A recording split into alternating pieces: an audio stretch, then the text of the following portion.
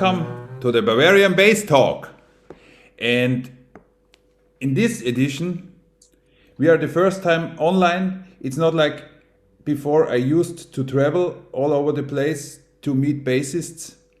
This time we are in Zoom, and I want to welcome Hagai Bilitsky. Welcome, Hagai. Hello, Klaus. Thank you for having me. It's my big pleasure.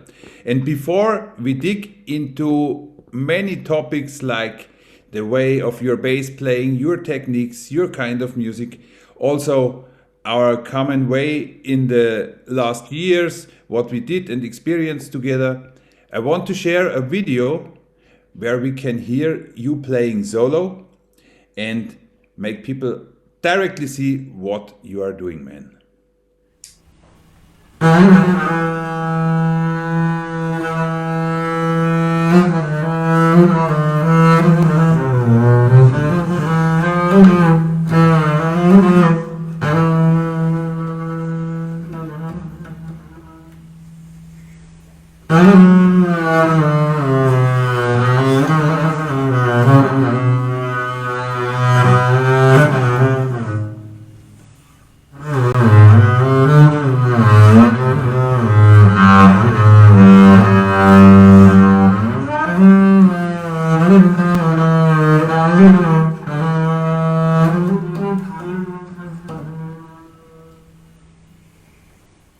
This was Hagai Bilitsky solo.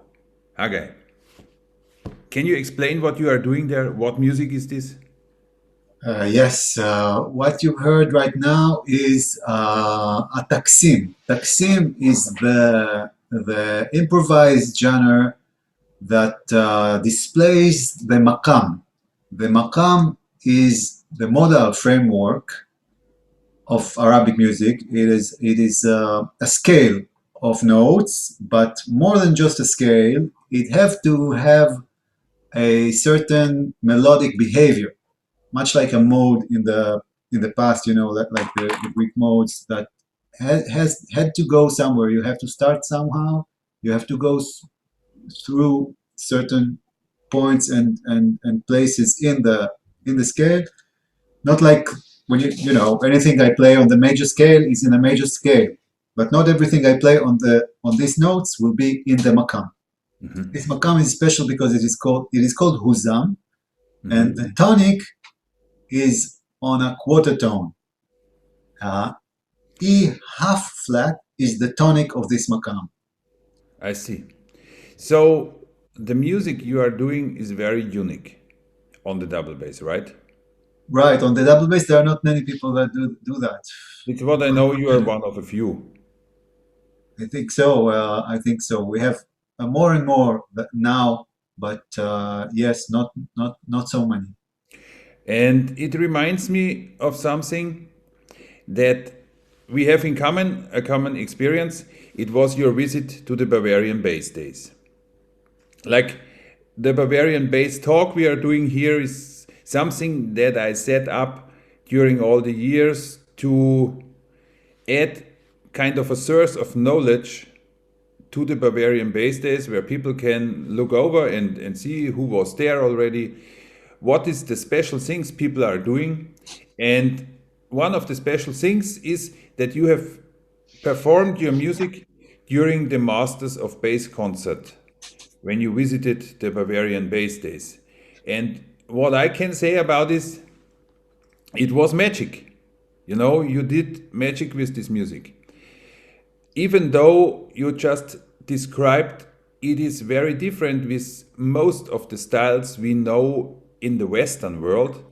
And you are a person that knows both worlds. You know the Eastern world and you know the Western world. And you are also aware that there are a lot of differences.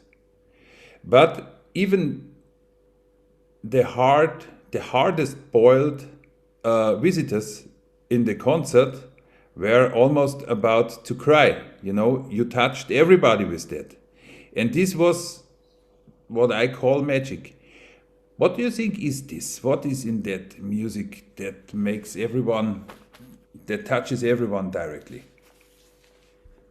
I think what touches people in this music is not the different things, but the universal things. Because this music, just like any other music, uses the universal things that work in music, like how to play with the way we play, the way we the sound is produced, the way the phrases. I mean, there is something in this, like I said, the makam and the melodic behavior of it.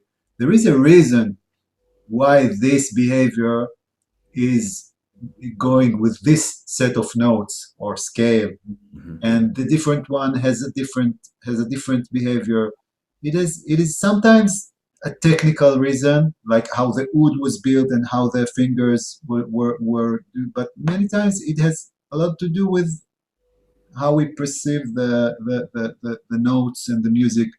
Yeah. It's And it's also, I mean, how can I say? It was kind of an experiment to put you in the concert as a headliner, because in my typical environment that we have in Bavaria, this is something that never happened, you know. And I was not sure what will happen, but it turned out great. And also, it was in the time when we had all these immigrants movements around Europe and also Africa and many countries. So I thought it was very important to put it there, because with your visit, with your music, we were able to show that using the language of music, and in our special case, using the bass as a major form of communication, we can more or less, we have no borders, you know, and we can see that we are basically all the same, you know, not just we have 10 fingers, but we also have many habits and things in common. And it was for me a very good sign to see that this really is happening, that we can share so many things, and we have, yeah, like we could see we have the same things. We are nervous in front of a concert, we are happy after the concert, no matter what color of skin or what religion we have. So this was a very positive thing. And during your visit, you also taught here.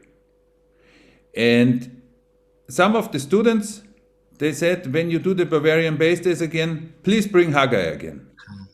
So what did you do in your lessons? I did. I saw some, of course, but what do you think is your reception of teaching?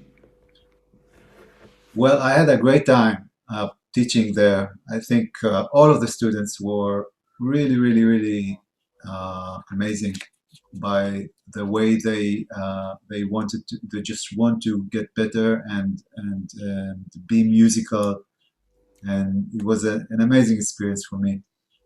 Uh, what I think I try to do all the time is just I'm trying to fit certain exercises and concepts and ideas to that makes you makes you makes you play the right way. I mean, technically,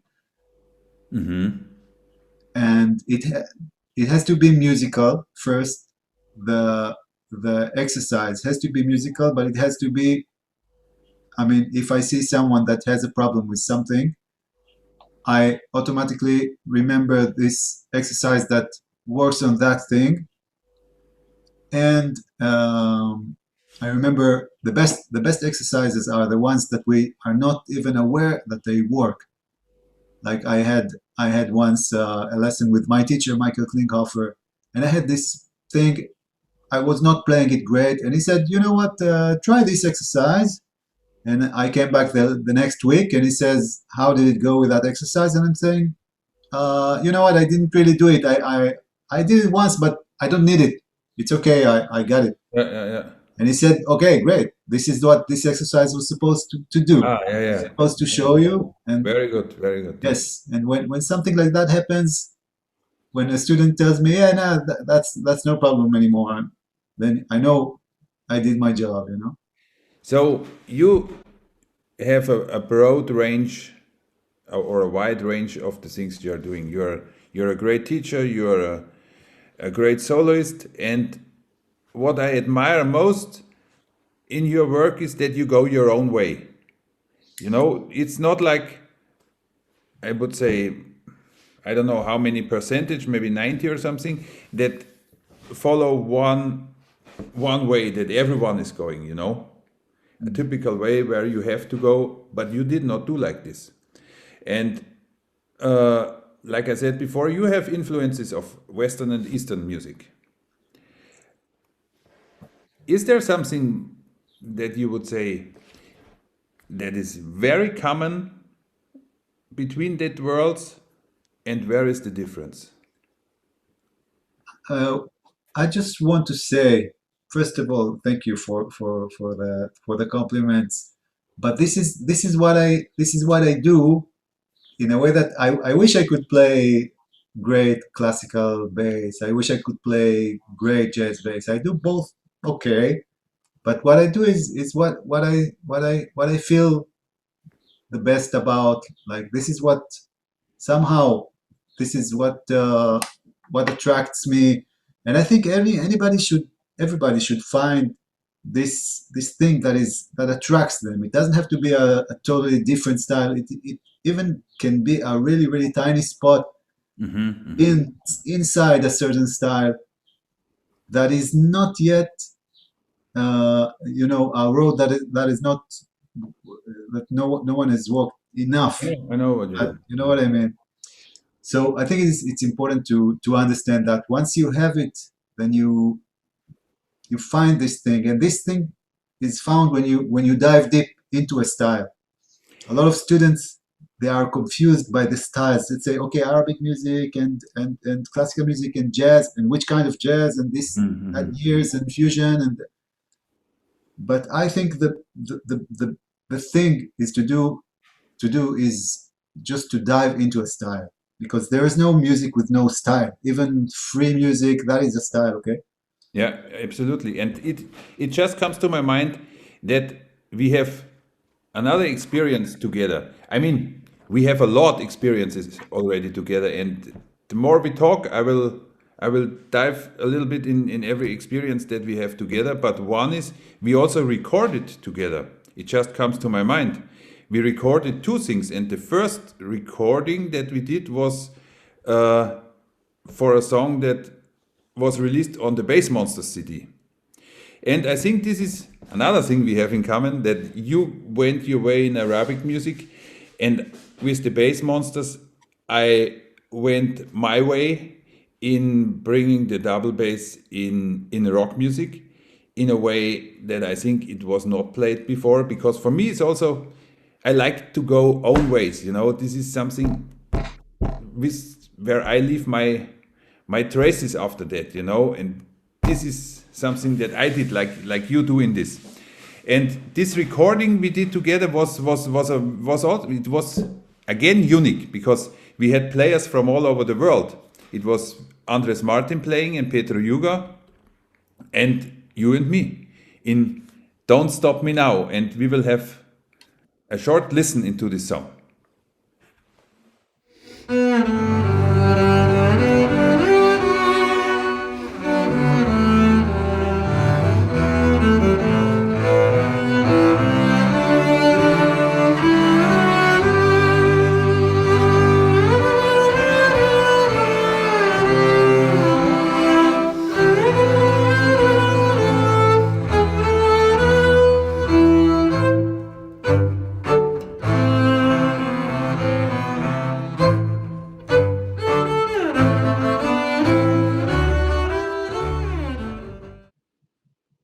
So this was Don't Stop Me Now. And one of many things that we have in common, this was a recording we did back in 2018. 1 year later or 2 years later, we did another one. But before I talk about this one, a little bit more about your visit to the Bavarian Bass Days. If you would dig into your memories, what comes to your mind thinking about the festival? I remember my ensemble. First thing I remember, just to have this really great players and with great attitude, all levels, but all of them with really good attitude and playing for really opening their minds and Yeah. playing music together, just making music. This is like a strong memory for me.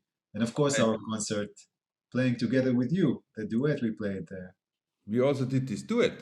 That's Yes, true. It was like uh, Deep Tones for Peace, right, right? right. Who Yeah, was the composer of that?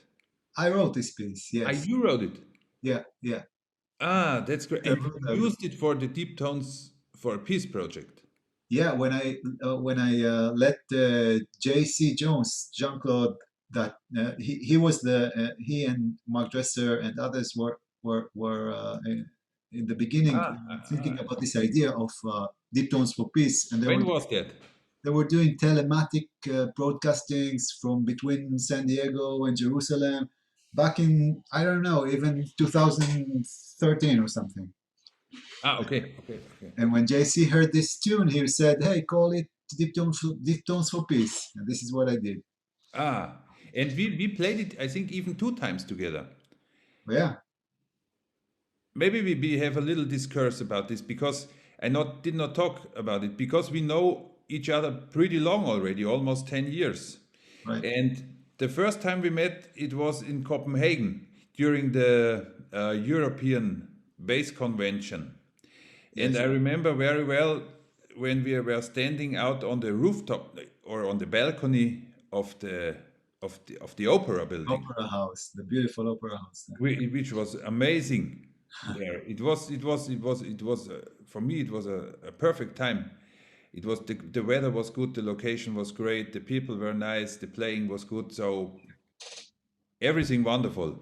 And then we were standing there, and I think you just have been in front of your presentation, and I finished mine. I was talking about teaching mini bass, and you did a presentation about your music, and we got together talking there. Yeah, What was directly a starting point for me to go to your concert and to see and hear your music, and from that day on, we've been friends, right, and we met the next time already a year ago on the other part of the world in Rochester right. at One year later. the ISP convention, and then again another year later in Amsterdam, and we did this piece, Deep Tones for Peace, in the Bavarian Bass Days, and we did it also in Prague during the Bass Europe. So this is maybe a point where I can play some notes of this music. I have a recording where I play the electric bass and you play the double bass. And Right. let's have a little listen to this.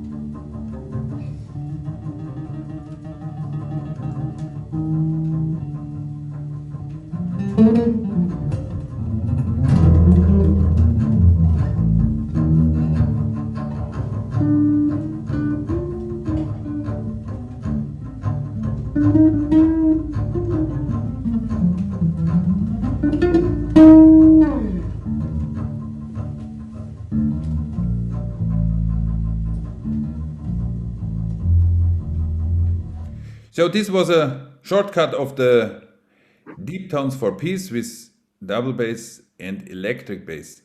And Hagai, You have some more specific words and outputs about your technique, about the quarter tone music. What is it about? The quarter tones,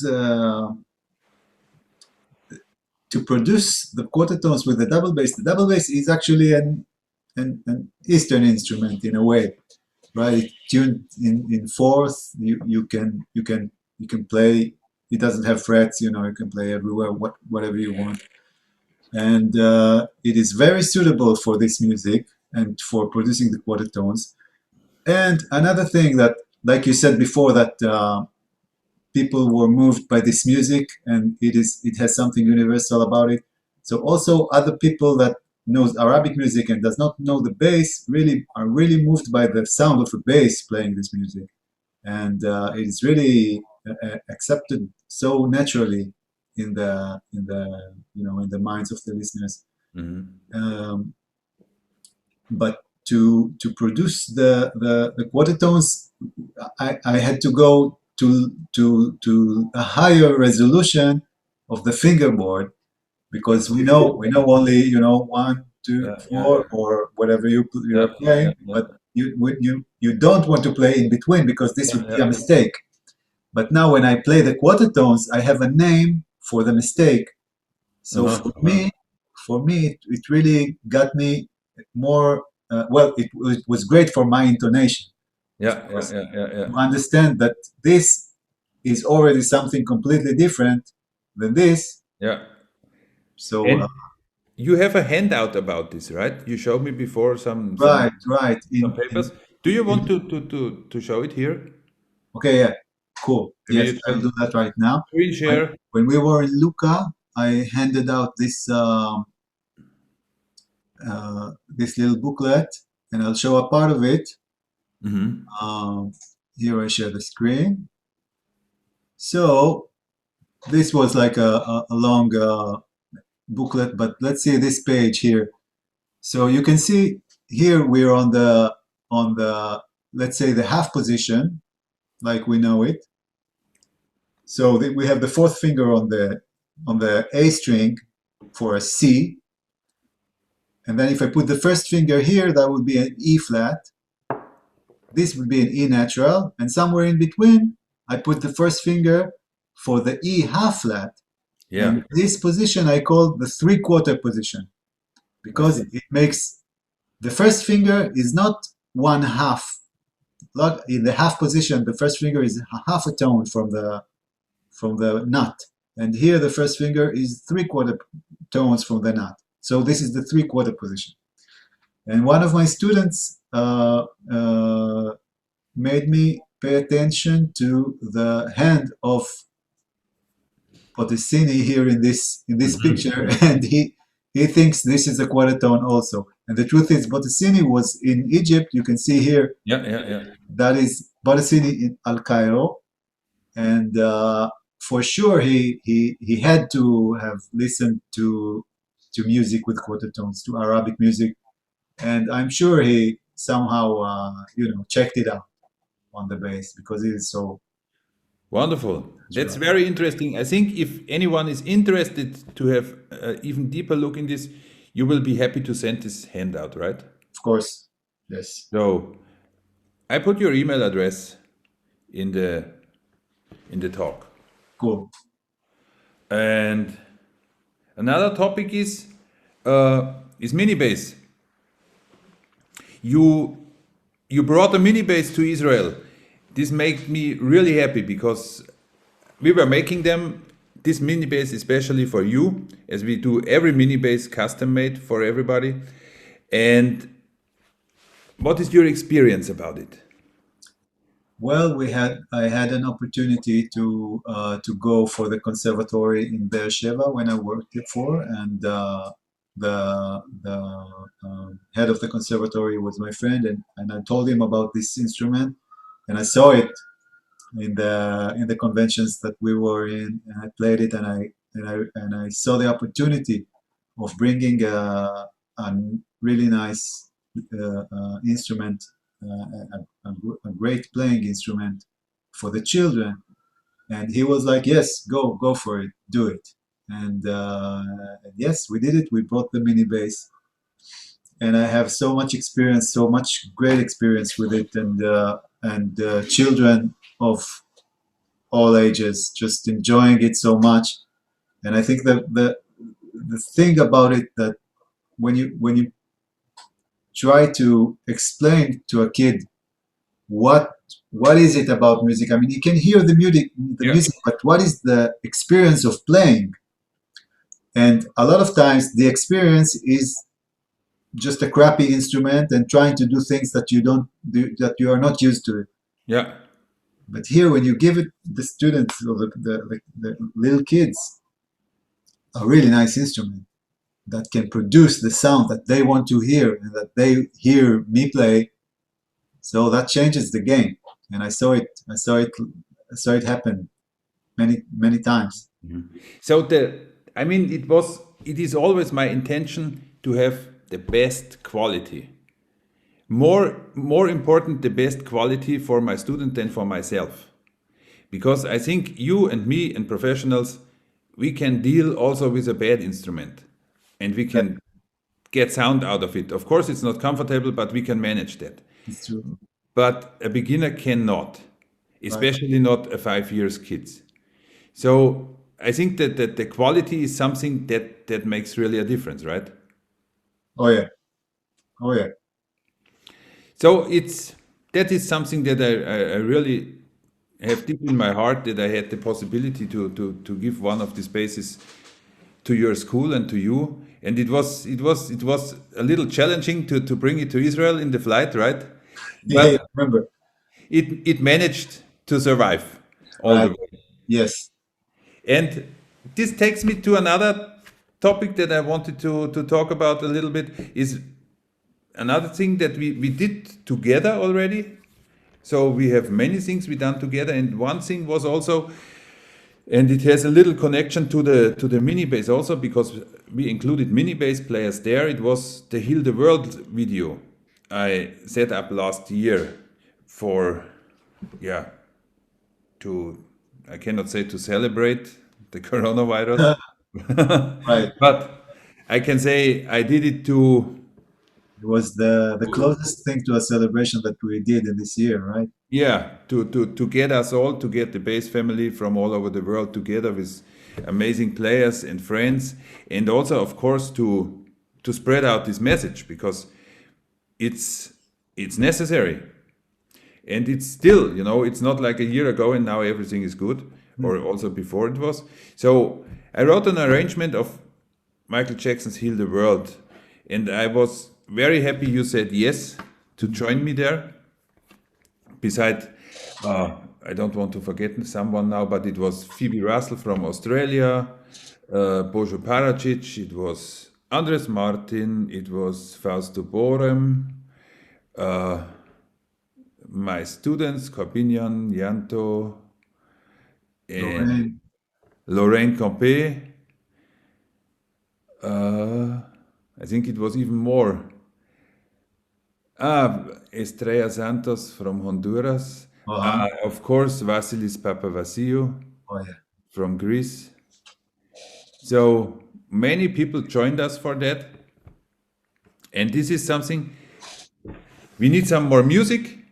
And here I will play something where you played the solo part, and a picture that we have been together in Heal the World.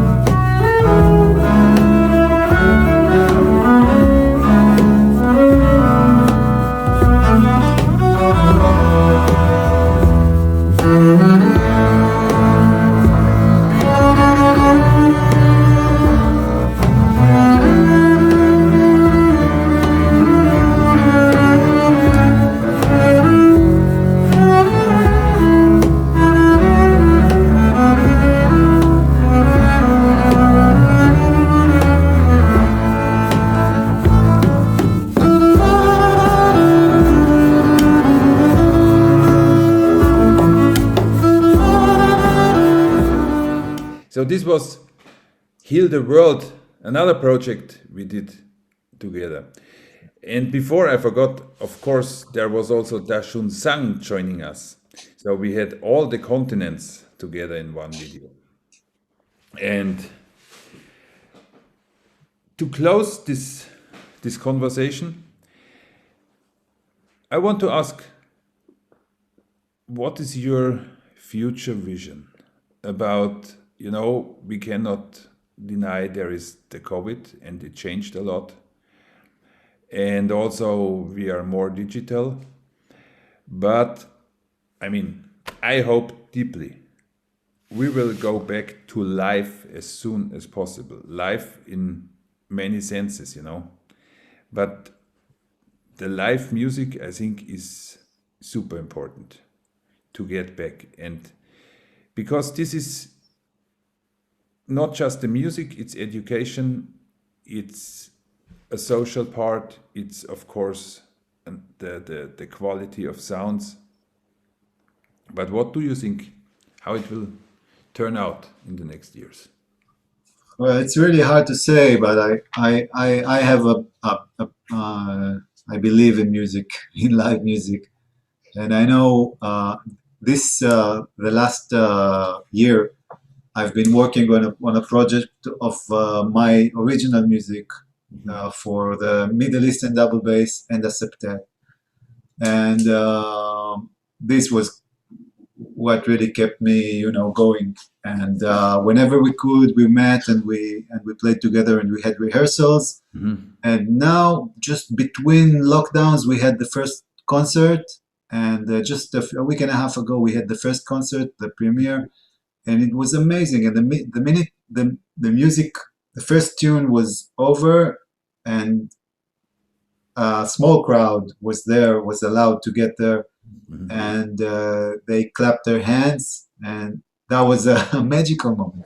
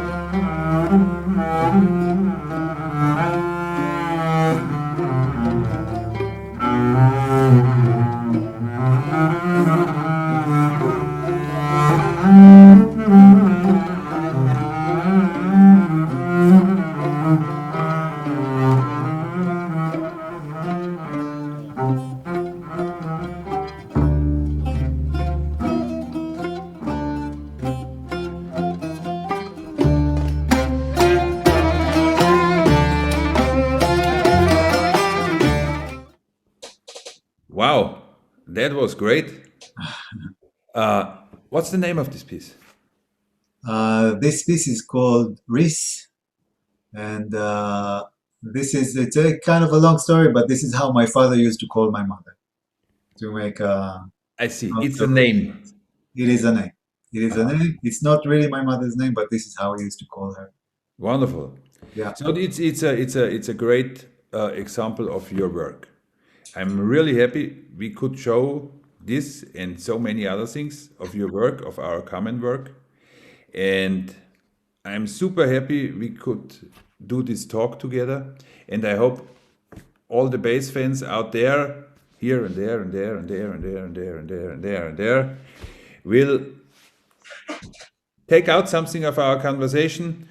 We share a big hug with all of you, and I hope, Haggai, to see you in real again very soon. Yes, definitely. We need that. Wherever in the world, I don't care. Right. It's just important to have it real again, and to play together with you and to share experiences with you. And yeah, thank you so much for being here. Thank you, Klaus. Thank you for having me, and thank you for doing this and keeping the community interested and alive. It's my big pleasure. I will keep on working on all the project, Bavarian Bass Days, the Mini Bass, the Bass Monsters, also the ISP, of course, and on the solo music and on the friendship to everyone. So, see you very soon. Thank you very much. Bye bye. Ciao.